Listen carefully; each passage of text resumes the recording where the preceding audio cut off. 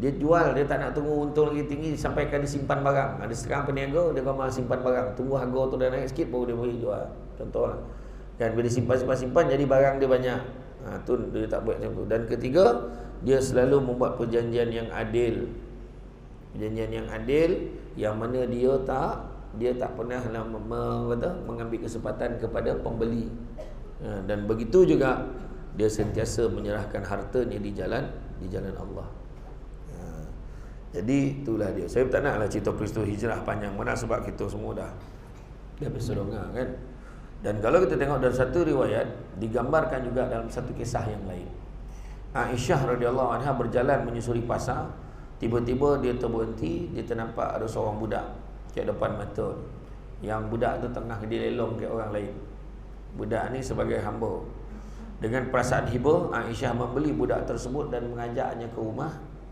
Dan mengajaknya ke rumah tu dengan pakaian yang lusuh, kulit hitam logam.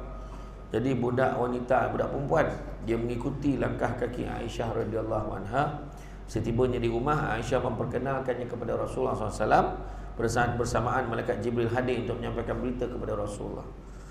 Dia beritahu apa? Wahai Rasulullah, keluarkan budak itu dari rumahmu. Sesungguhnya dia adalah ahli neraka, kata Jibril.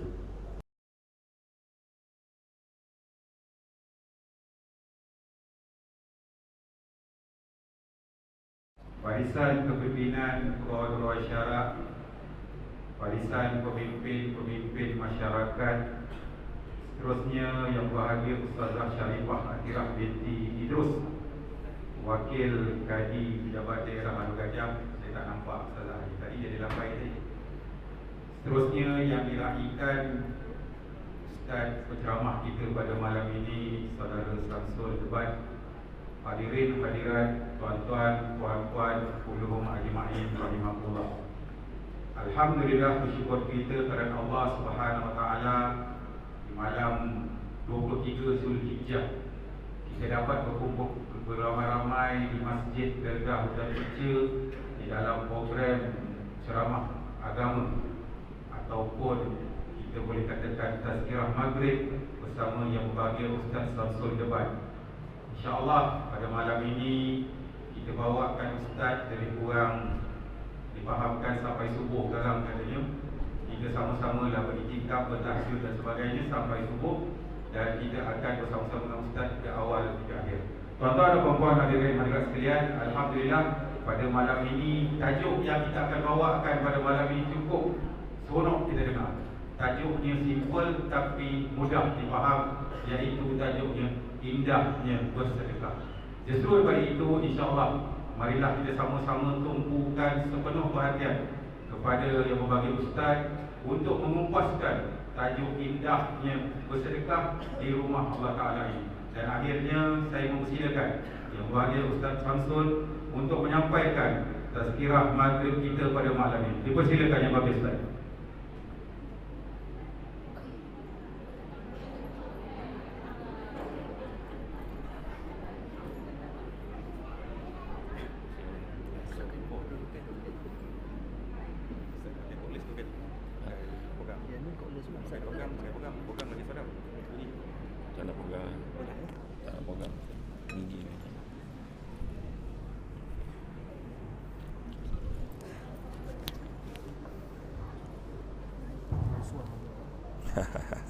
Kopi benda.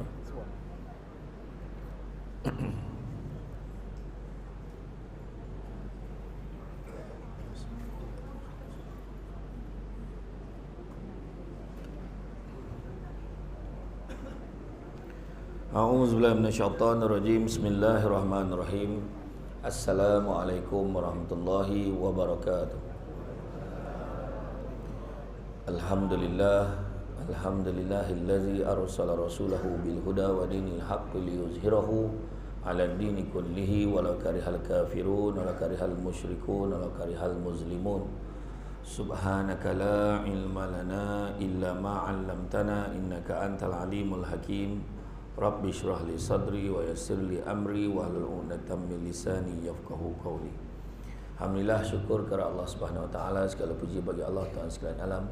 Salam dan salam ke atas junjungan besar Nabi Muhammad sallallahu alaihi wasallam, Terima kasih banyak diucapkan kepada Tuan Pengurusi acara, bahagia Tuan Pengurusi Masjid, Tuan Imam, barisan jatuh kuasa masjid, barisan div-div kehormat, para pegawai yang berkesempatan hadir, seterusnya pimpin-pimpin tempatan semua peringkat, tuan dan puan dan rahmati Allah sekalian. Alhamdulillah malam ini dapat kita bersama-sama berada di dalam majlis ilmu yang mana Nabi sebut barang siapa yang mengikuti jalan-jalan ke majlis ilmu, maka Allah akan anugerahkan kepadanya jalan-jalan ke syurga. Amin. Mudah-mudahan.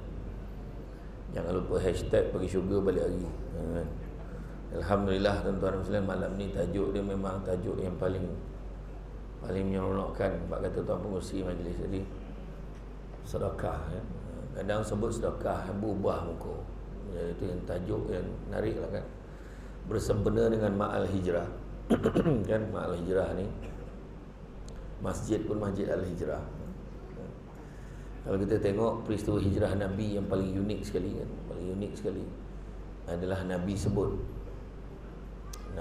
tidak ada lagi penghijrahan selepas Fathu Makkah. Nabi beritahu tak ada lagi dah hijrah lepas Fathu Makkah, tak ada.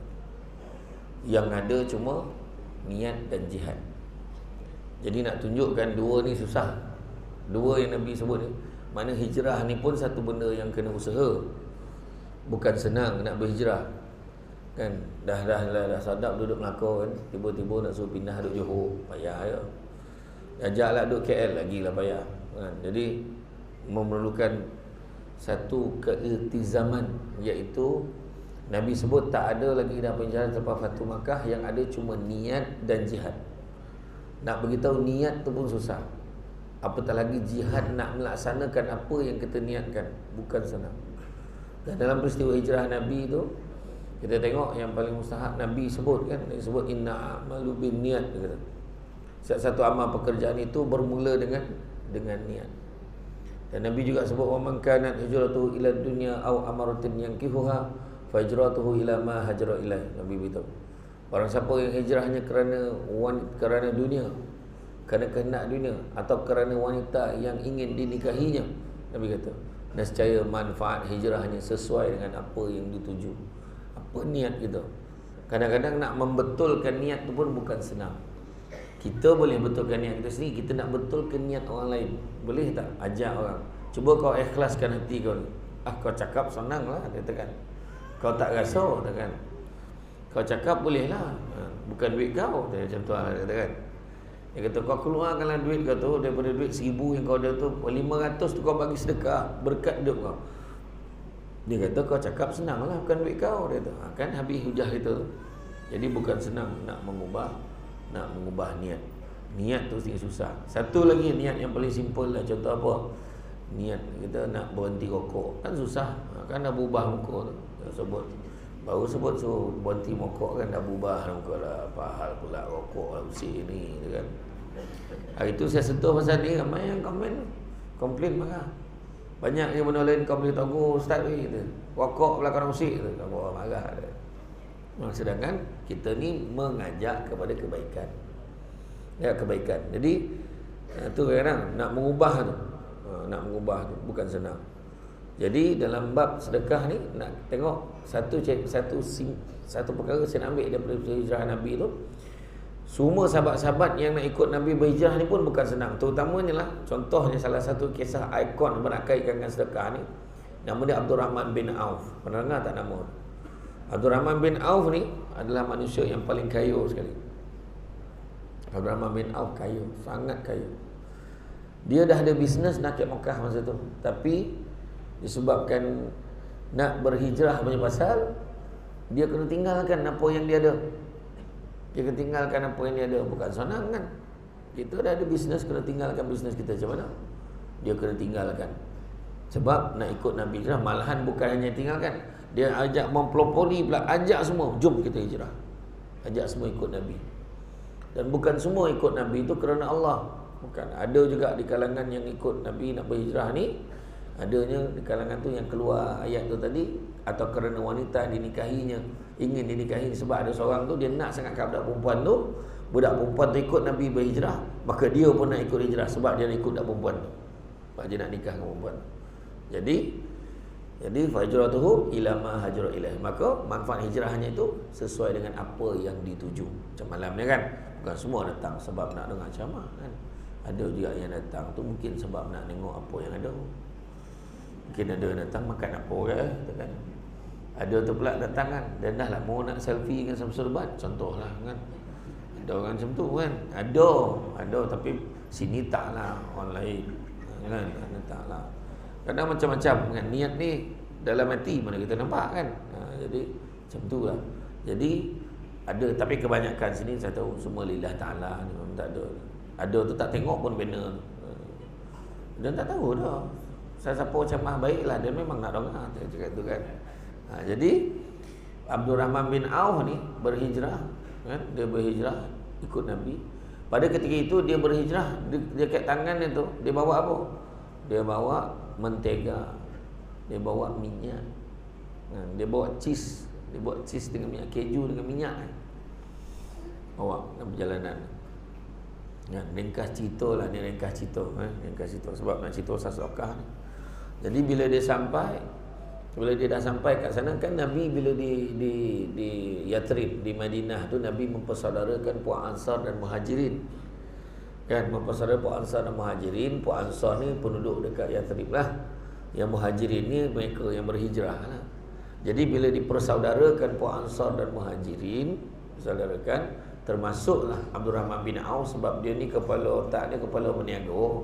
Jadi Nabi persaudarakan dia dengan Sa'ad bin Rabi'. Sa'ad bin Rabi' ni hartawan, orang kaya di Yathrib. Dia ada macam-macam banyak, atau dia ada banyak ladang-ladang, kebun-kebun kurma banyak. Jadi dia kata, aku persaudarakan dengan dia. Jadi Sa'ad bin Rabi' pun tanya, kau nak apa, kau beritahu aku. Aku ada banyak tanah, mana satu kau nak, kau cakap je. Dia kata, Maha suci Allah, semoga Allah memberkati kamu wahai saudaraku. Aku tak nak. Kau tak nak tak apa ni, aku ada bini-bini bini ramai kan, mana satu kau nak, kau cakap ya. Kau cakap, open tender kan. Mana satu kau nak, kau cakap ya. Dia bukan cakap, hanya aku ada ramai bini tapi kau ambil ni pemalas ni, aku dah tak nak dia dah. Bukan, dia suruh pilih. Kau lawa kat mata Abdul Rahman bin Auf ni, mana yang kau nak, kau berkenan, kau cakap ya. Dia kata, Maha suci Allah, semoga Allah memberkati kamu wahai saudaraku. Sungguhnya aku tak mahu, ya Allah, tak ambil kesempatan atas kebaikan saudara. Itu pengajaran yang seterusnya. Tidak mengambil kesempatan atas kebaikan orang lain. Hari ini manusia mengambil kesempatan atas kesempitan orang lain. Orang tengah susah, dibantai keluarkan iklan skema pelaburan patuh syariah. Dia letak muka Samsul Debat, dia letak muka macam-macam orang mentori, kau siapa, kau pelakon lah, Ustaz-Ustazah ni semua letak muka kan. Siapa nak pelaburan patuh syariah, letak 300 satu malam, tidur je akan dapat beribu-ribu tu. Masalahnya betul lah tu, ada yang dapat yang round pertama, round kedua dapat. Round yang keempat, kelima tu Assalamualaikum, dan kau dah tipu. Lepas tu mula tanya, Ustaz, saya melambur lah kat skim Ustaz tu. Jangan buat cerita saya tak terbabit. Ya, ada orang letak muka. Sedangkan saya dah keluarkan notis lah kat dalam media sosial saya maklumkan saya tak terbabit. Dia letak gambar macam-macam ni, gambar poster tu. Gambar bertiga, saya, Amin Idris, Ustaz Haryanto, kami bertiga gambar macam ni. Rupanya gambar tazkirah malam Jumaat tu dia edit buat pelaburan patuh syariah. Ramailah yang masuk tu. Ya Allah, hati-hati kan, hati-hati. Jadi dia tak ambil kesempatan atas kebaikan saudara. Dia tak nak. Habis kau nak apa? Cukuplah kau tunjukkan ke aku ke mana jalan menuju ke pasar, sebab aku nak berniaga. Abdul Rahman bin Auf berniaga di pasar Yathrib. Dengan tahap pasar Yathrib itu didominasi oleh puak-puak Yahudi. Mambohong kau jual, nipu je, ambil kesempatan, cakik darah, apa lagi, semua ada, scammer semua ada kat pasar. Tapi Abdul Rahman bin Auf lah yang mendapat perhatian kerana dia berniaga dengan jujur dan sebagainya kan.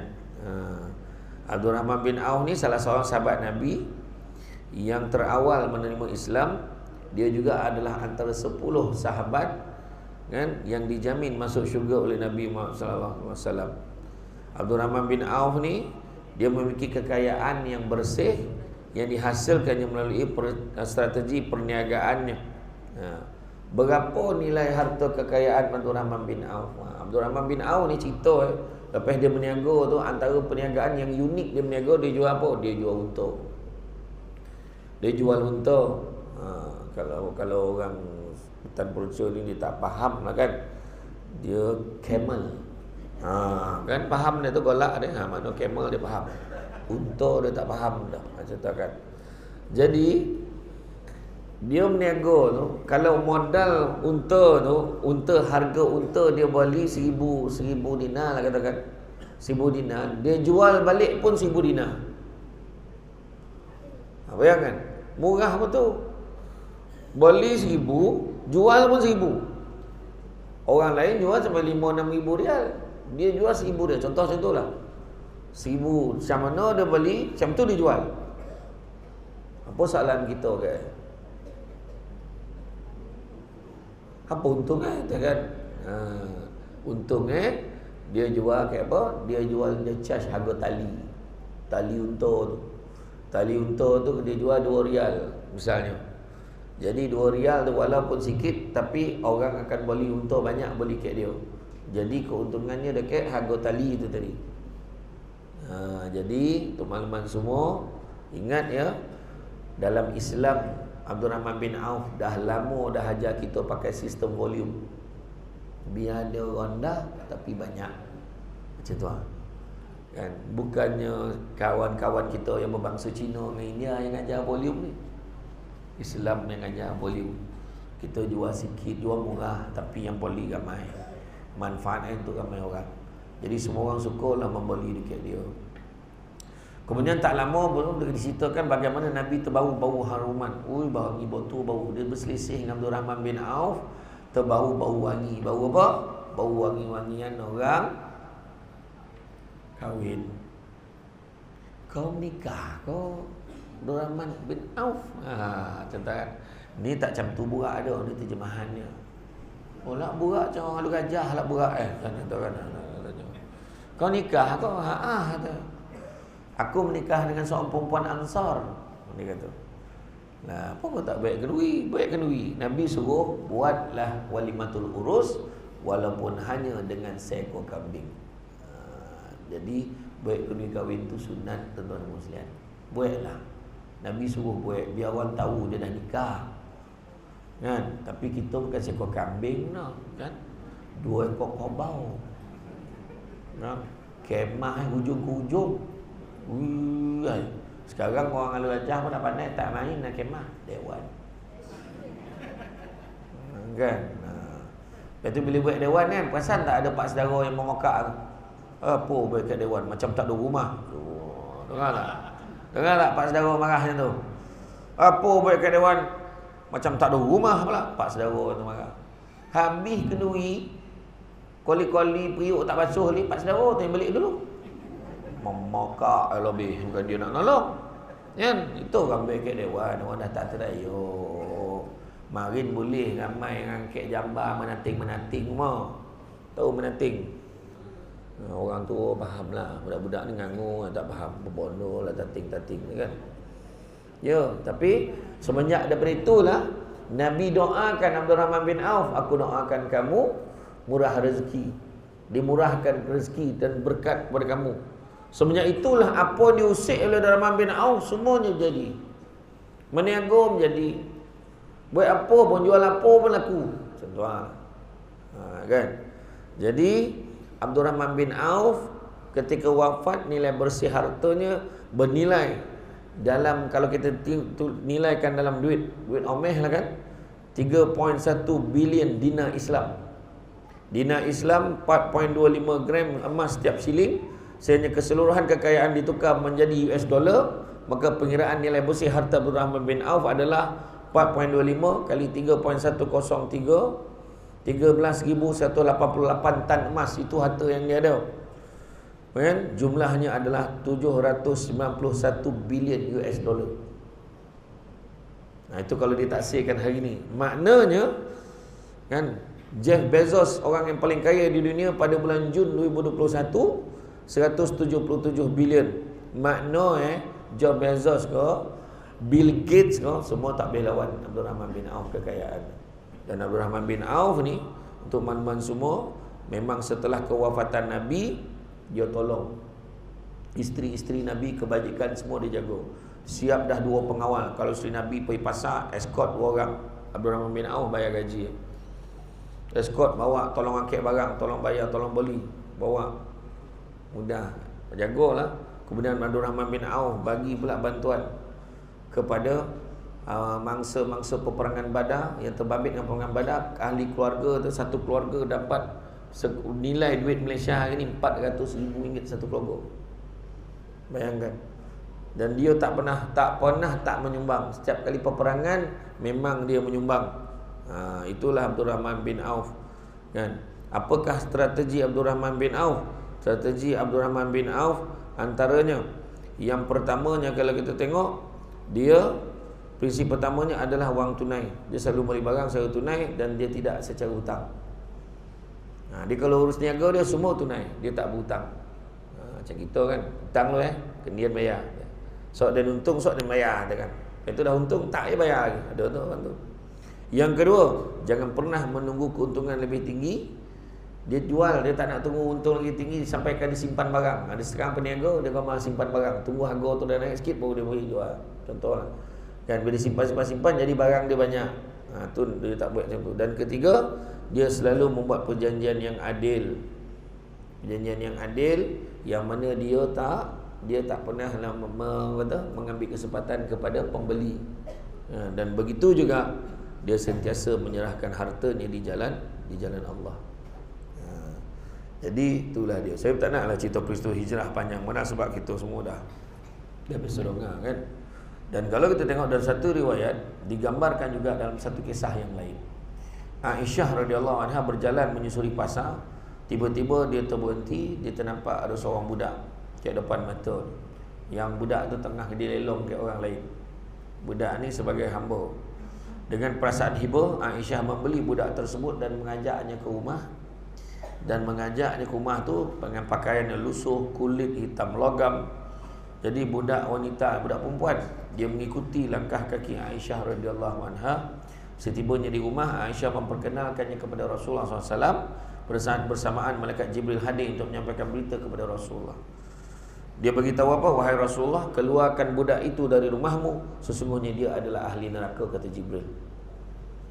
Maka pada ketika itu Rasulullah menyampaikan hal tersebut kepada Aisyah, bahawa kita tak boleh terima budak tersebut di rumah ini. Aisyah nampak terkejut mengenai kata-kata baginda Nabi. Walaupun tak sampai hati, tapi Aisyah akhirnya melepaskan budak tersebut dan membiarkan dia pergi. Tapi sebelum pergi, Aisyah buat apa? Dia memberikan beberapa biji kurma untuk bekal dalam perjalanan. Dalam perjalanan ni, budak wanita ni tiba-tiba dia rasa lapar. Lapar, ponek, dia teringat kurma yang Aisyah bagi tadi. Dia pun ambil, dia pun makan. Belum habis sebiji yang dia makan, datang seorang pengemis yang fakir. Dia datang, dia minta makanan. Aku lapar, ada tak makanan kat kau? Merasa hibah dengan pengemis tersebut, budak ni memberikan ke semua kurma yang balance yang dia bawa tadi tu. Bagi semua ke fakir miskin tu tadi. Walaupun dia sendiri baru makan separuh tu, dah lapar lagi, dia bagi semua, ambil lah. Kan? Tak lama kemudian Jibril kembali ke rumah Rasulullah SAW menyampaikan wahyu, menyampaikan wahyu untuk membawa budak itu kembali ke rumah baginda Nabi, kerana sedekah itu tadi sudah menjadikan budak tersebut menuju kepada syurga Allah. Itulah indahnya sedekah. Jadi makna kata disebabkan tadi ahli neraka tadi tu, kan? Tapi sebabkan sedekah, bukannya sedekah duit pun, bukannya sedekah banner masjid, beberapa biji buah kurma bagi, maka dia dikatakan ahli syurga. Indah tak sedekah ni? Nah, jadi sekianlah ceramah hari ni, kan susah mana? Dah faham? Senang kan? Dia tu yang penting jawab tajuk, kan? Nah, tu dah tak adalah tampik macam tu dah, kan? Belum dia dah. Kan? Jadi itulah hebatnya manfaat sedekah, walaupun hanya dengan sebiji buah tamak. Kerana bukanlah banyak jumlah duit atau barang yang kita sedekah ataupun kita bagi. Kau bagi makan kek masjid, kau kena bagi apa? Kau nak masuk syurga, kau kena kurang nasi Arab. Siap dengan sup sebab orang Al-Wajah ni kuat ngirup. Tak mahu dah nasi goreng no. Ni bagi hin ni. Apa kat dapur tu? Oh ni kan. Contohlah kan. Dia tak cakap pun. Mesti bagi macam ni. Mesti bagi ayam goreng paha semua. Tak ada. Mesti harga barang makan tu mesti kalau kurang-kurang RM10 satu kepala. Tak ada juga. Yang mustahak bang. Yang mustahak kita nak bagi. Kita nak bagi. Walaupun mihun. Tapi malam ni bukan mihun lah kan. Dia jauh datang mihun bodoh. Macam tu lah kan. Sewa datang, orang yang memberi depek pahala, salah dah kan. Macam tu lah saja. Jadi makna kata bagi tak semestinya duit. Bayangkan pula orang yang memang bagi duit. Yang bagi macam tu pun dikatakan di syurga apatah lagi yang lebih banyak. Ingat tak malam kita kat masjid mana dulu bang dulu kan yang kata nak cari van jenazah kan, nak settle. Bayangan dia tu baru kematian suami dia bagi van tu. Van apa Starek tau. Starek. Tinggal nak ubah suai tau. Punyalah dengan tahap baru kematian suami, diinfakkan tu. Tinggal nak ubah suai jadi biar sesuai dia duduk kat jenazah tu kan. Kau duduk pula jenazah tu kat sekolah tu. Kan macam mana lah kan, kau nak ubah suai. Itu pun nak makan 20,000 kat masa tu kan. Jadi boleh bagi. Ini tu boleh cerita kat Seremban tu. Yang satu hamba Allah tu dia tanya ada tak tanah dia nak wakaf teh. Dia nak wakaf untuk ayah ada satu tanah. Dia pun beli tanah tu, wakaf tanah tu 5 juta lebih. Tanah saja. Kemudian dia bina masjid dengan harga 50 juta lebih. Dia kata alang-alang nak wakaf untuk abah tu. Dia nak wakaf untuk dia. Beli ada tak tanah lagi? Baik tu Masjid Bandar Baru Senayan pula. Tadi tu Masjid Husin. Baiklah Masjid ke Bandar Baru Senayan. Tanah saja 6.5 juta. Kos pembinaan masjid 100 juta lebih. Yang paling mahal lah tu bukan sebab masjid tu. Dia siap buat satu petak khas. Kalau dia mati besok situ tanam. Faham tak? Kita pengurusi khairat kematian pun tak booking lubang kubur. Ada bukan cakap kat sini dah tak. Kan tak. Maksud apa tu nak tunjuk dia siap reserve petak. Bukan cakap dia. Samsul debat pun tak booking lagi. Dia siap. Kan dia sebut orang yang paling cerdik, orang yang sedar dia akan mati dan bersedia dengan kematiannya. Duit dah keluar. Dia tinggal nak baring kata. Tunggu-tunggu nak mati je. Kan? Kita ni yang perasan ambil kali mati. Kan? Kejap ni nak makan apa? Confirm ke hidup lagi kejap lagi tu? Macam tu lah ayat dia kan. Bukan nak nakut, nak tak selera lah makan kan. Kan? Iyalah kalau ikut tanda-tanda dah okey dah dengan kematian. Tengoklah sekarang. Tiba-tiba dah hijrah kan, tahun baru hijrah. Kita nak beralih kalender 1445 dah. Jap saya dalam kepala saya masih teringat yang kalender yang sari-sari cabut tu. Kan masa tu nampak li 1401, 1403. Sekarang 1445 maknanya saya dah 40-an. Kan? Dah tua dah walau nampak muda ni. Saya ayat kan. Tua dah. Batuk lagi banyak dah bercakap. Ya. Dah tua nak macam mana kan? Jadi tu tandanya apa? Tanda bila tiba-tiba tengok 1445 hijrah lah dah bertukar tahun hijrah. Dah korban yang itu mana lepas korban tu mana nak masuk tahun baru dah tu. Maknanya apa? Nak mati dah tua dah. Nak mati dah tu tanda Malaikat maut kata kalau aku bagi 3 tanda ni maknanya dah okey dah tu. Badan kau yang tagap sudah mula menjadi lemah. Dah rasa belum? Dah. Badan kau yang tagak sudah mula menjadi bengkok. Dah rasa belum? Dah. Rambut kau yang hitam dah mula menjadi putih dah belum? Kalau dah ada tu 3 tu standby lah. Apa lagi? Tunggu apa lagi kan? Ya. Nak bercita-cita lagi. Dan kau tengoklah hujung minggu ni Dan ride. Yang buat mata api siam dia. Sudah motor arwah.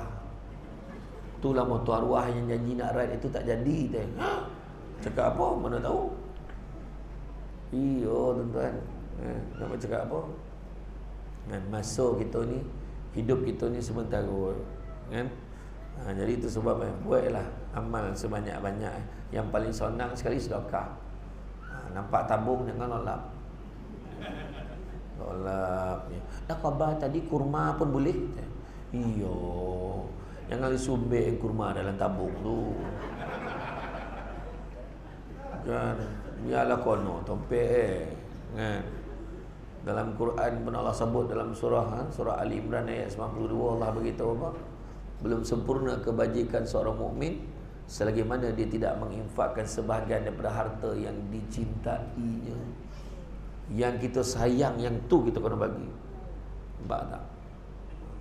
Faham tak perempuan? Yang kita sayang tu, la ilaha illallah. Tengok tu, otak sangka buruk. Nampak tu, orang cerita sedekah ni macam ni. Apa mana gambar betul. Yang kita sayang tu kita bagi. Contoh lalu tabung itu pun tengok dalam wallet kita ada 2 helai, satu RM5, satu RM50. Bagi yang kita sayang. Saya dah bagi dah Ustaz, saya bagi RM5. Saya sayang betul RM5 tu. Dia nak ngakal siapa tak tahulah kan? Macam tu lah kan? Tak, memang kita bagi yang kita sayang. Kan? Nak sedekah yang terbaik. Macam Nabi kan, Nabi pernah pakai baju baru. Nabi dapat hadiah pakai baju baru. Sahabat tahu, cantik baju kau ya Rasulullah, bagilah kat aku ya Rasulullah. Sebentar, Nabi masuk dalam, tukar baju kedua, Nabi bagi baju baru. Sampai baju kedua tu, sahabat seorang lagi nak minta, Rasulullah baju ni pun cantik juga. Sekejap, Nabi bagi baju kedua, Nabi pakai baju ketiga, bagi baju kedua. Sampai baju ketiga, ya Rasulullah baju ni cantik ya Rasulullah. Sebenarnya dia bukan kisah baru lama, yang penting baju Rasulullah dia nak. Dia masuk dalam pakai baju kompek, Nabi bagi baju ketiga. Nabi kata cukup, jangan minta lagi. Ini saja yang aku ada. Sampai tahap tu lah kita boleh macam tu. Tolakum anak boleh bagi tang kelumpur. Tolakum Siti Kalilah. Kita tak boleh sebut yang betul-betul tu sebab dia tak sponsor pun ceramah kita malam ni. Berapa sebut?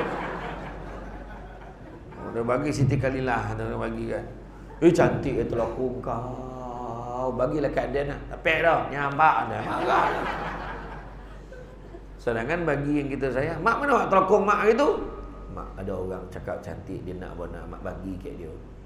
Mak ni tahu tak? Mahal wali tu. Tak apalah. Sian. Mak tolong mak banyak lagi. Lepas tu anak beli. Ni saya beli satu ni. Mak jangan bagi kat orang. Ayolah. Dah kau cakap macam tu tak adalah mak bagi. Contoh kan, ya, dia boleh bagi tu. Nampak tak? Tu maksud dia. Nabi macam tu. Jadi bagi yang terbaik. Sedekah yang terbaik. Assalamualaikum, salam. Ni ambil lah ni kuih lapis ni. La ilaha illallah.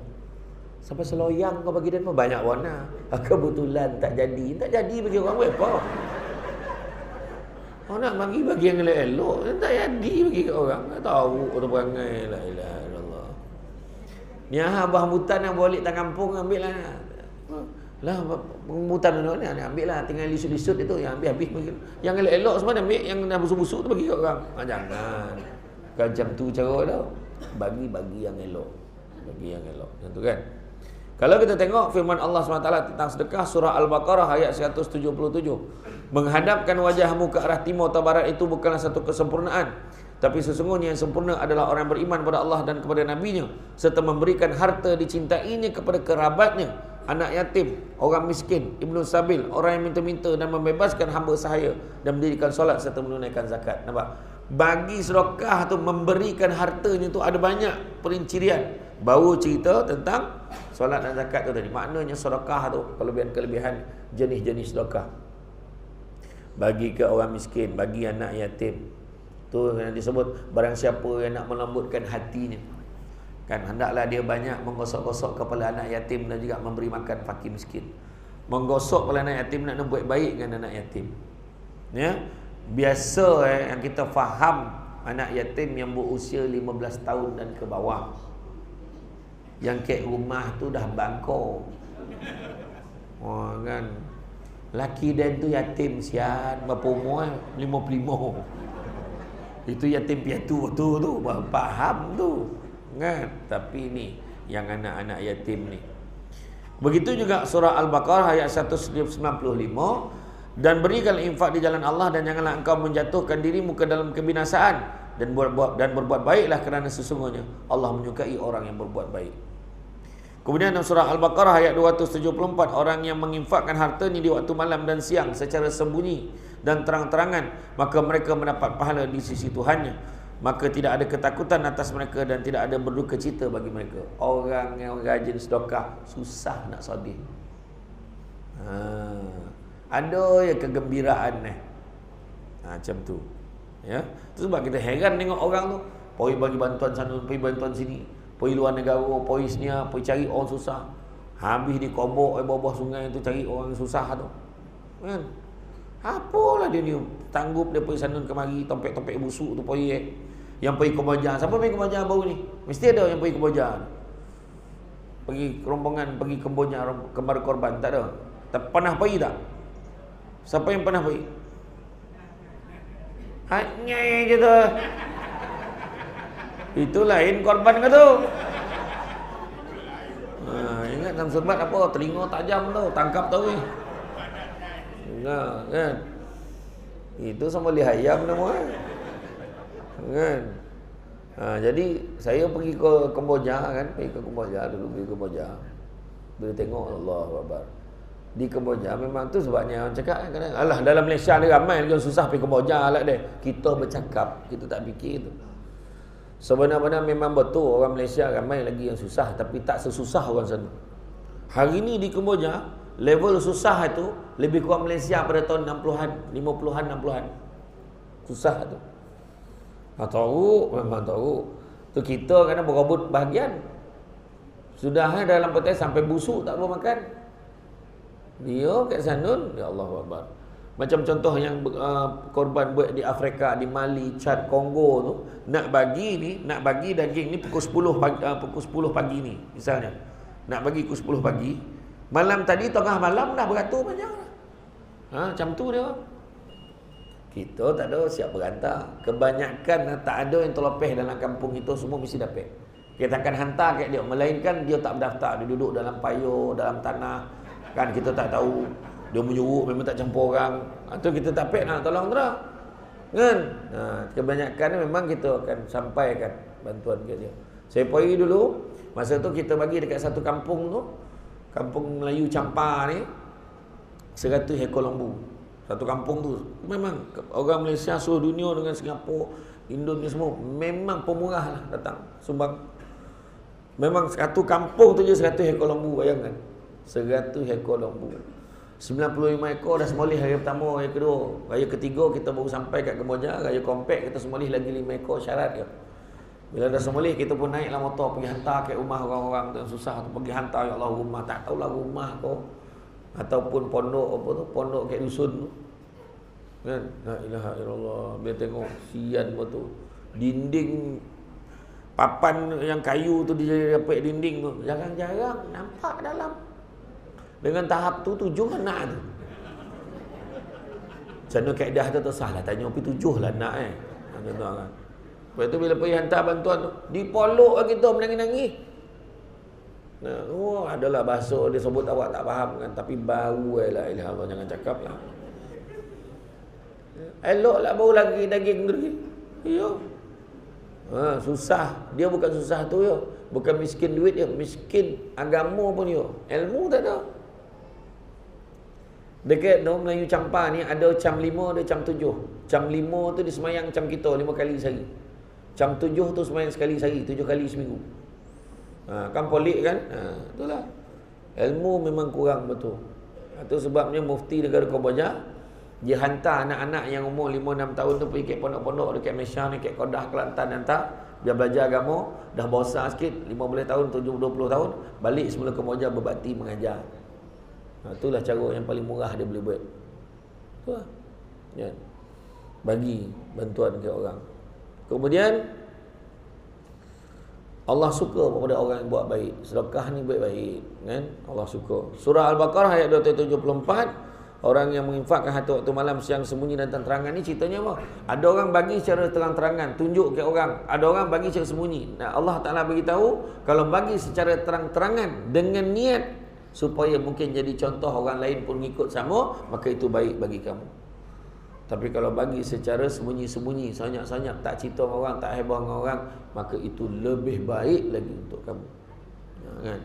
Itu sebab kita jangan tuduh-tuduh orang. Itu tak ada tu kalau bagi tunjuk-tunjuk masuk dalam media sosial tu, sebenarnya nak nunjuk-nunjuk tu, jangan kita tuduh orang. Kadang-kadang dia masukkan tu sebab dengan niat mungkin orang lain akan bantu sama. Itu aja. Contohlah ada orang kecam Ustaz Abid Liu tu, konon tunjuk-tunjuk dia kan. Tunggu kurang dia bagi. Kita mana tahu dalam hati dia, yang kita tak nampak dia buat, jadi dia mengajak orang lain supaya buat juga. Macam itulah. Kan, tu pandangan saya lah, kan. Jadi kita bagilah. Dia nak tunjuk lah tu. Mana kita tahu hati orang. Jangan ambil alih kerja malaikat. Kita tak tahu apa ada dalam hati orang tu. Itu tak ada, itu dah. Tu datang tiba-tiba datang malam ni, mula tu nak membodek-bodek. Kita tak tahu dalam hati orang tu. Kan? Kita lah nak tuduh-tuduh orang. Jangan. Kan? Tu datang mula lah tu, nak ambil gambar lah tu. Aduh, hati kan. Mulut tu copek kan. Bersangkut-sangkut dengan orang. Itu nak cakap laki tu. Mula tu ni. Kan saya cakap tadi, sedekah yang kita sayang. Mula ni, sangka buruk. Apa tu? Wah, dalam masjid tu. Sangka buruk tak habis. Laki lambik, sangka buruk. Mana bertino jumpa ni. Mula ada tu kan. Orang tu pun datang pergi mengaji kat masjid. Lambik balik dengan hotel. Ada saran orang tua tu. Abang pergi mengaji baca berterabur. La ilaha illallah, malun lagi kawan tu. Yalah sebab dia baca berterabur lah, dan pergi belajar ngaji dengan imam. Lah tak sama minum kopi dengan imam tu lah. Dengan imam ni tuduh. Esok itu bila malam tu imam ni malam ni ngaji dah, tapi ada mam. Nampak tak? Oh, rumah mokak dah. Tunggulah dah sebulan lebih, sok dah lupa-lupa, sok pun ngaji balik. Malam tu lepas bagi salam tu balik. Lepas bagi salam maghrib tu balik. Tak tunggu isyak tu. Balik. Dah bini tanya, Doreh balik ni? Tak semayang? Dah tak semayang nak khabar. Heran betul lah. Bukan orang sini dah, orang tempat lain. Jadi dia elok. Dia sebenarnya perempuan nak masuk syurga ni. Satu sedekah yang paling senang. Suami balik senyum. Bang, sono tengok abang balik. Macam tu. Barulah suami tu rasa macam dalam bahasa orang Kalu Gajah tu excited. Macam tu nak balik kan. Ni tahu nak balik ya. Kawan tu baru sampai. Kawan tu tayar bocor banyak hal kat luar apa semua. Jangan. Abang kata, masuklah kata. Yalah tua buat cara tua kan. Macam tu lah. Makan bersuap sedekah. Macam tu azab. Abang, itu telinga tu lah buta tak nampak boy. Ingat mulut telinga boy lah. Ada contoh lah kan. Ada pola. Makna sedekah lah. Membahagiakan isteri sedekah. Membahagiakan suami sedekah. Melayan suami pukul 2-3 pagi tu sedekah. Ini belum apa-apa dah dihalau kawan tu keluar. Yang muda-muda ni saya tak risau orang tua ni kadang-kadang. Pergi tu dulu menyomak je tu. Lelaki tu baru usik je ni. Dah mampu yang tua ni. La ilaha illallah. Cakap betul-betul ni, golak-golak ya. Tengok ni. Yang tua-tua yang manung lama tu, ya tu.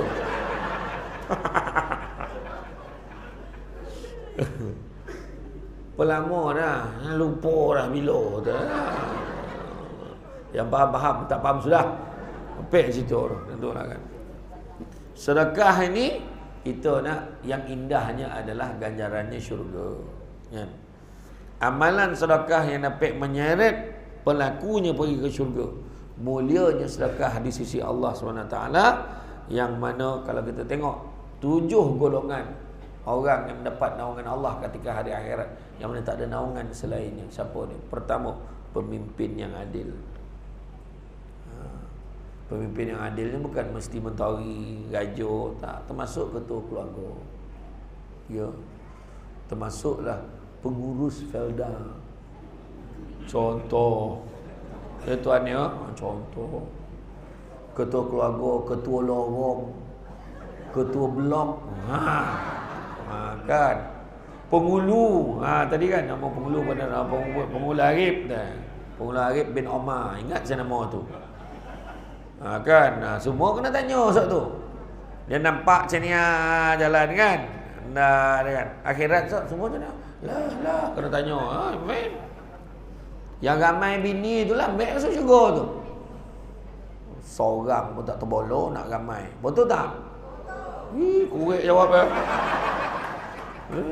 Saja cuba tadi tu. Berio pula dah kan.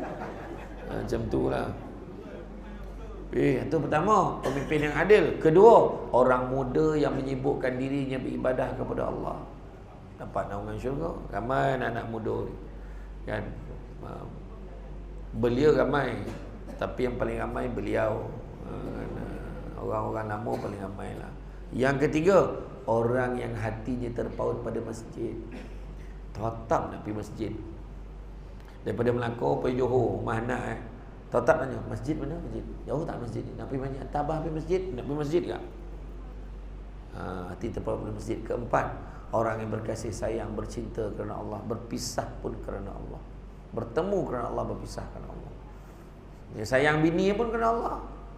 Ada kisah muka berong, sengit, tak lawa, tak apa. Laki dan dalam muka gigi tak cukup, tak apa. Dan sayang dia kerana Allah. Macam tu. Ya. Apa nak poning-poning, muka laki tak handsome, bini tak lawa. Tutup lampu sama. Tu orang Felda, anak ramai-ramai kan? Marin berapa anak? 7, 8, 10 biasa. 3 tu sikit tu. Kan? 8. Berapa anak? 9. Berapa anak? Berapa anak? Anak berapa? 3 ya. Lah. Berapa nak? 5 dah naik dah. Sebelah tu mesti ramai tu. Berapa anak apa? Seorang lah. Sikit lah balik dah. Ilah Allah. Kan, makin yang saya tahu lah Felda ni ramai. Semua 5 kateh lah. 5 kateh. Dulu cik dia macam mana dia muda benar. Dulu tu kan. Yolah, betul sebab makin karen pun tak ada. Pukul 7 dah malam. Gabur-gabur terasa dah tu, selesai. Macam tu ya. Susah mana kan. Tapi mula-mula tu sorry masakan anak, tapi dek sedekah bagi makan anak senang, kita bagi anak makan sedekah. Kan? Tapi bila dah besar tengok berduyun-duyun kereta balik tu, anak cucu balik penuh depan rumah. Itulah. Marin beranak ramai tak sanggup, parking tak cukup. Siap kutip duit parking. Kek rumah Wan tu. Yo, siapa parking garaj bayar mahal. Parking kita pergi jalan tu murah sikit. Tentulah.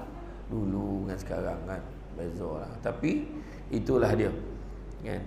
Jadi yang tu yang keempat. Yang kelima, orang yang diajak berzina oleh perempuan yang cantik dan kaya tapi menolaknya kerana takut kepada Allah. Bukan makna perempuan buruk dan miskin boleh. Kalau dah kaya lawa pun ditolak, yang buruk lagi tak selera, macam itulah. Ya.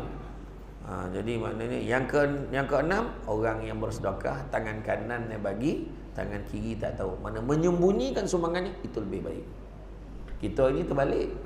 Kalau lagi banyak, bosar dinding cek kan. Contoh ambil gambar, pegang cek, bagi ke orang. Kok RM1 hamba Allah. Mana RM1 hamba Allah saja. Jihad yang seorang tu tulis kan. Terbalik pula. Tapi kalau disuruh tak dibuat war-war ke orang lagi pula. Ini tak. Mam, saya sumbangkan untuk korban ni dalam 3 ekor lembu. Minta tolong satu je. Apa ni? Tolong umum sebelum sembahyang. Lah, minta umum. Kan? Tak ada lah terus. Jadi sebenarnya yang paling baik senyap-senyap ni. Ni kita lebih terbaik ya, kita ada 3 ekor lembu.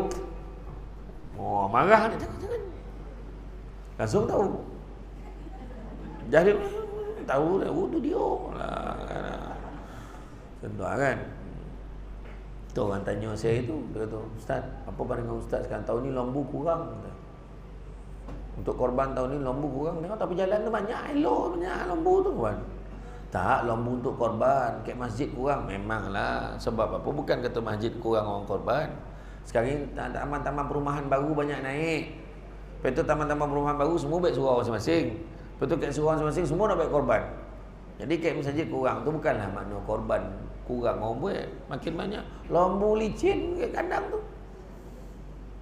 Iya. Kan? Itu sebab tu cakap tadi kenapa? Kau cuba tengok kelazatan orang bersedekah ni termasuklah korban ni. Cuba tengok itu. Perasan ke tak perasan? Kat kampung tu kadang tanyalah imam, tanya aja ke masjid. Senarai nama yang masuk bagian korban ni senarai berulang tiap-tiap tahun. Nama tu nama yang sama tiap-tiap tahun kadang-kadang. Keluarga tu bagi lagi, tahun depan bagi lagi, kadang-kadang meningkat lagi. Tahun lepas bagi seekor, tahun ni bagi 2 ekor. Nampak tak? Sebab dia memudahkan, dia dah rasa kelazatan dan keindahan dia bersedekah. Kan? Kemudian bersedekah dalam keadaan lapang maupun sempit, sebagaimana Allah SWT nanti dulu tak habis lagi. Yang ketujuh adalah orang yang duduk bersendirian, basah pipinya dengan air mata, kena minta ampun kepada Allah SWT. Itu yang ketujuh, berdoa kepada Allah Taala. Orang yang menangis ni kerana Allah diharamkan neraka menjilat tubuh badan itu. Ini soalan bocor. Jadi menangis orang perempuan, berhentilah menangis sebab jantan. Biarlah menangis kerana Allah. Apa lelaki tu nak buat lantak dah. Lantak ni yang penting kita redha dan syurga. Nak tak anda tak? Nak dengan kau tak? Cakap tu cakap kan, kadang-kadang orang lelaki ni pengambil rasa bila tahu. Ada satu kisah ni, cerita waktu ni mengantat nak menikah tu. Dia nak kahwin dengan budak-budak muda tu. Budak muda yang hidung tersapit tu. Tahu tak hidung tersapit? Alah, kan sangau bunyi tu. Dia nak kahwin dengan budak tu. Budak tu umur berapa? 22 tahun. Pergilah awak, kalau awak nak nikah dengan awak, coraikan saya. Orang perempuan kan macam tu, sikit corai. Ayolah dah kau minta, dia coraikan kau tu. Dia corai bini tu. Yang anak-anak semua dah besar-besar, anak-anak semua. Mak jangan risau, mak kita orang jaga mak. Dia bagi mak kata Grand Viva. Viva bagi Dia bagi kereta Viva ke mak tu, mak pergi mengaji, mak pergi kuliah duha, mak pergi duit belanja, kita bagi bulan-bulan. Anak 5 orang bagi. Yang dia tadi berbulan madu.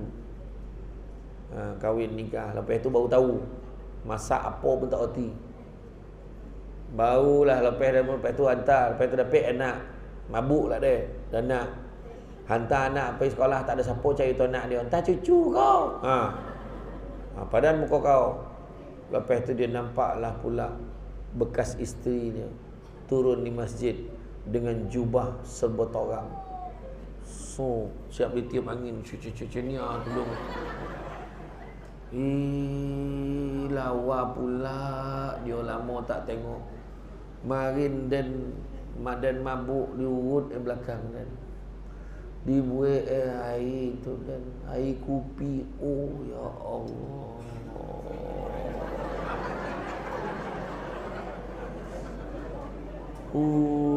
Ya. Hai kopi bagi siap berlapik. Walaupun pasangan yang tak kono kan, tapi berlapik lah. Tentulah kan. Baru teringat, mari gosok baju, gosok seluar. Allah. Baru sadar. Masa itulah dia kata, bolehkah aku kembali kepadamu wahai Kalish? Khalis kata tak dapat dah MA. Kan. Saya tak tengok dah orang share dalam TikTok. Ya. Tak ada dah, tak dapat dah. Aku dah bahagia tenang. Itu saya cakap tadi orang perempuan. Ingat Allah banyak-banyak. Kadang-kadang kita marah. Kita marah sampaikan kita mengundang neraka. Kenapa?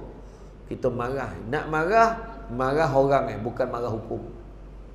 Hukum ni kata boleh. Adil tak adil biar Allah tentuan, lah kan. Saya bukan menggalakkan dah, tak maksudnya membawa ingat banyak-banyak pada Allah Taala. Bila apa tu ya, sabar. Kadang dia marah, dah memang tak berguna. Sekarang ni yang kahwin-kahwin lebih ni semua tak sesuai dah untuk zaman ni. Bila cakap macam tu seolah kita menuduh hukum Allah tak sesuai. Kita marah dia. Abang tu tak mampu, abang tu jangan, abang ni tak adil, nanti abang tak boleh. Abang duit abang pun saya yang bagi. Macam tu. Cakap macam tu. Itu salah dia. Faham tak? Orang lelaki ni kan berani mana ada mana pun. Kan dia. Berapa rumah kau? Dia tu. Seorang je tu. Yang ngota-ngota tu seorang je tu. Yang atas ni ompek teringin tapi tak terdaya. Kan macam tu lah. Iyalah. Itu lah. Kan. Berapa ni seorang je tu. Sudah kan. Kreatif betul kan. Jadi bersedekahlah kita walau keadaan lapang maupun sempit, sebagaimana Allah Taala berfirman, dan bersegeralah kalian mencari keampunan dari Tuhanmu dan mendapatkan syurga seluas langit dan bumi, di mana syurga telah disediakan bagi orang-orang yang bertakwa, iaitu orang yang berinfak sedekah baik di waktu lapang maupun sempit, orang yang menahan amarahnya dan memaafkan kesalahan orang lain, dan Allah mencintai orang yang berbuat kebaikan. 3 keadaan. Orang yang bersedekah baik di waktu lapang atau sempit. Waktu dia ada duit pun dia sedekah, waktu dia susah pun dia sedekah. Kedua, orang yang menahan marah. Dan yang ketiga, orang yang memaafkan kesalahan orang lain. Jadi yang pertama tu tadi, sedekah susah ke? Susah buat cara susah, senang buat cara senang. Macam itulah masuk korban kan tak mampu masuk satu bahagian, masuk seko. Macam tu. Macam itulah kira kan. Macam tu kan. Tak mampu dah ustaz, seko tak mampu satu bahagian, tak mampu tak apalah, datanglah bagilah duit belanja sikit. Tak mampu dah, bancuhlah masak mihun ke, bancuh air sikit, hantar kat surau, hantar kat masjid orang ambil kojo tu. Pun tu bentuk sedekah lah. Tak mampu dah, datang tolong lapah. Tak mampu tolong lapah. Tak apalah, tolong timbangkan daging tu. Tak mampu tolong packing. Tak mampu tolong hantar kat rumah orang. Tak mampu kau beratur ambil hak kau berambus dah balik payah mana. Susah betul lah. Orang dah bagi nak senang lagi macam tu kan. Macam tu lah. Kadang-kadang kita ni nak senang tapi modal tak nak keluar. Nak senang modalnya bersedekah, percaya cakap tu. Kan dia sebut tadi, orang yang bersedekah itu tidak akan berduka cita. Nampak tak? Senang hidup tu sebab orang tua-tua dulu-dulu apa melambai. Dengan saya nak melambai sekali. Orang tua-tua dulu-dulu kan, kenapa dia hidup dia senang? Dia banyak sedekah kan, dia rumah buruk je. Alhamdulillah dia. Bila orang kena duit ada yang benar dia bawa bawa kuih lah, bawa minyak lah, bawa bawang lah, bawa nya lah, bawa uti lah, bawa pisang, setanan, nangko semua bawa kan, bawa kadang dia merondang ke payo.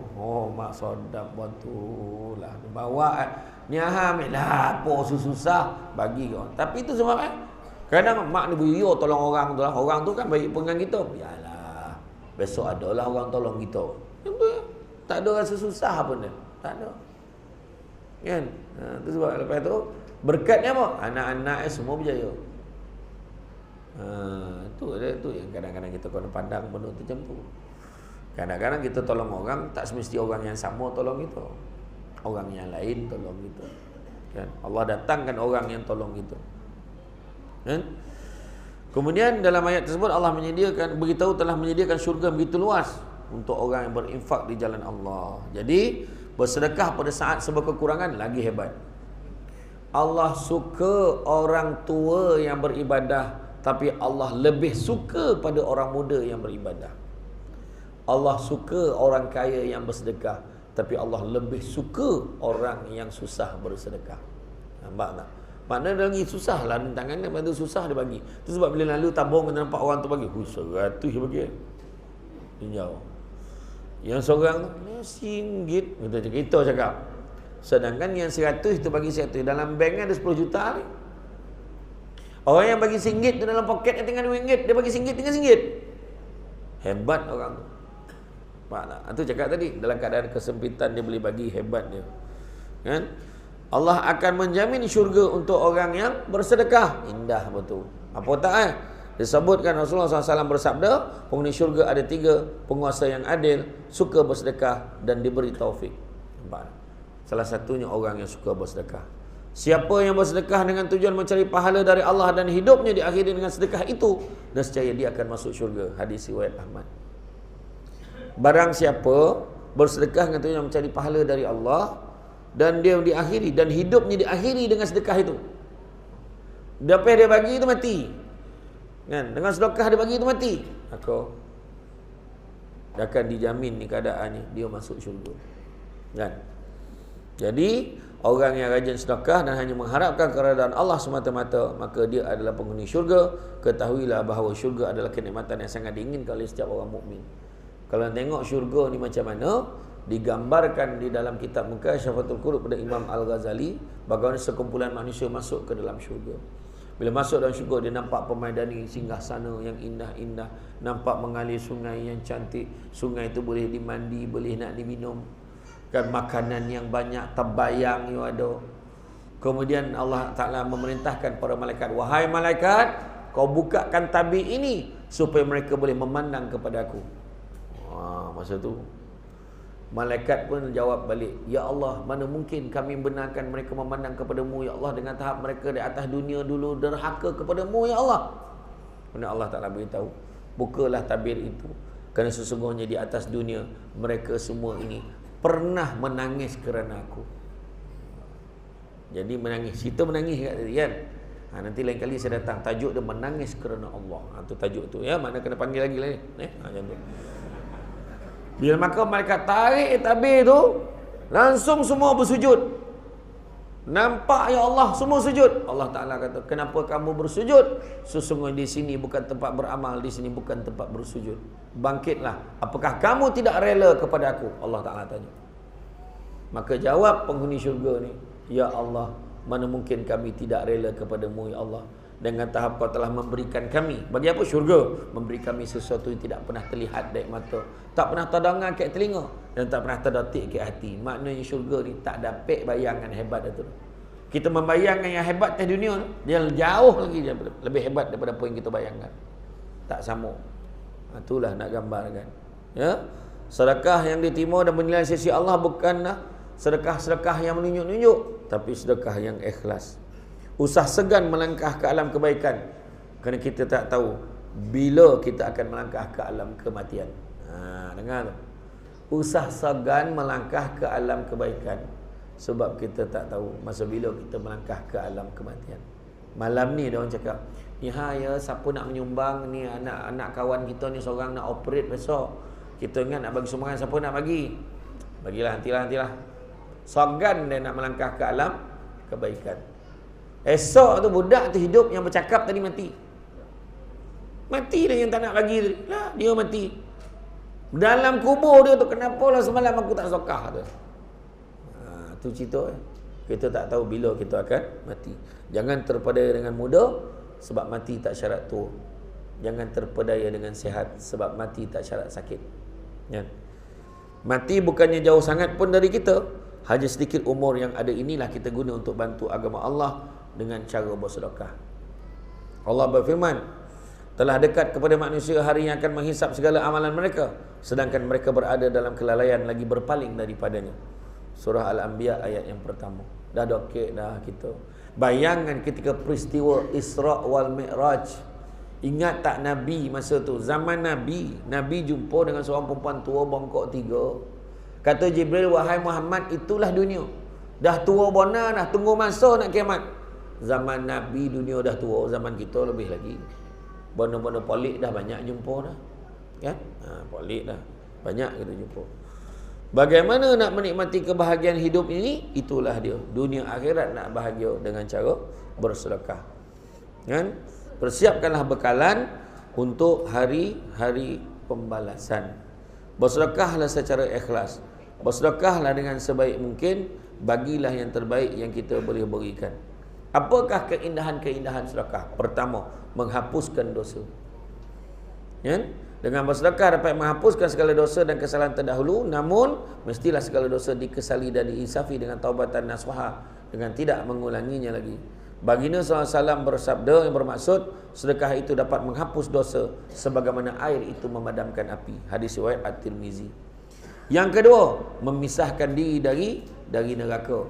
Memisahkan diri dari neraka, yang mana Nabi sebut, bersedekahlah kamu sekalian, kerana sesungguhnya sedekah itu pemisah dari neraka.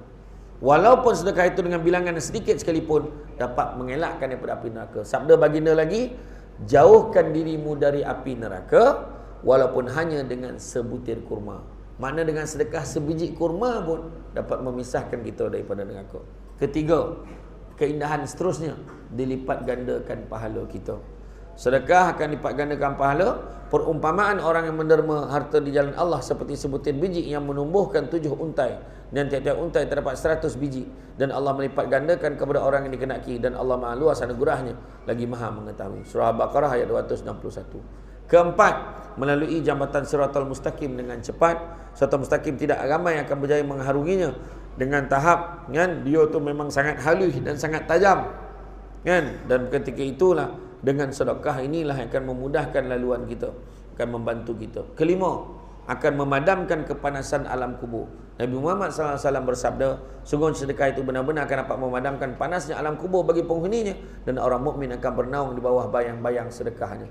Hadis riwayat At-Tabrani. Begitu juga mendapat naungan pada hari akhirat. Itu yang saya sebut tadi.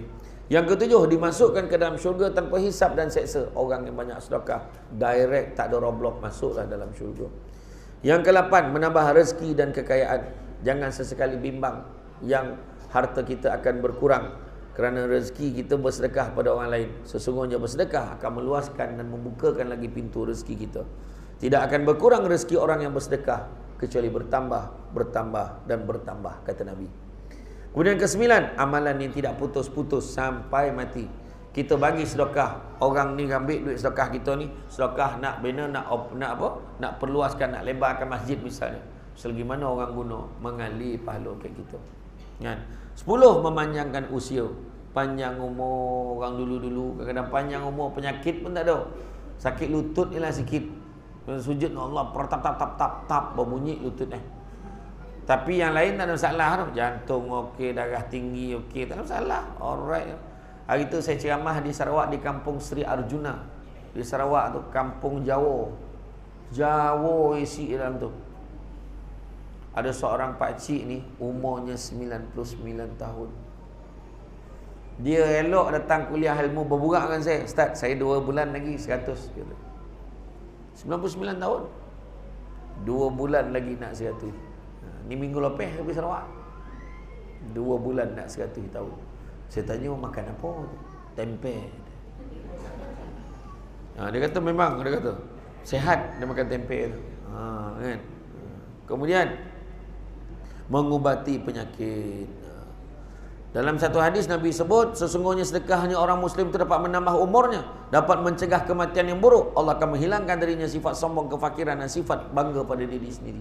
Kalau serajin bagi sedekah, dia akan merendah diri. Mengubati penyakit, dengan ikhlas hati dapat menyembuh penyakit orang bersedekah itu, kerana sedekah itu dapat membersihkan hati dan fikiran. Macam mana tak menghapus penyakit? Semua doa, semua murah rezeki, sehat walafiat, panjang umur, semua orang yang dapat sedekah, semua doa macam tu. Kan? Ubatilah orang-orang yang sakit di antara kalian dengan bersedekah, kata Nabi. Kemudian menghindarkan diri dari segala bala dan bahaya. Sedekah dapat menolak bala, musibah serta kejahatan terhadap pemberi sedekah. Rasulullah SAW bersabda, bersegeralah untuk bersedekah kerana musibah dan bencana tidak mampu mendahului sedekah. Jadi tuan-tuan dan puan-puan sekalian, kesimpulannya, sebab saya faham tenungan tu, saya faham cara pandang tu lain kan, dah saya rendeng satu amalan tu kan, saya faham. Beralih-alih tempat duduk tu pun saya faham kan. Jadi kata orang, selagi tak boleh bagi, kalau tak boleh bagi semua, jangan tak bagi langsung. Macam itulah kan. Tak dapat buat semua, jangan tinggal semua kan.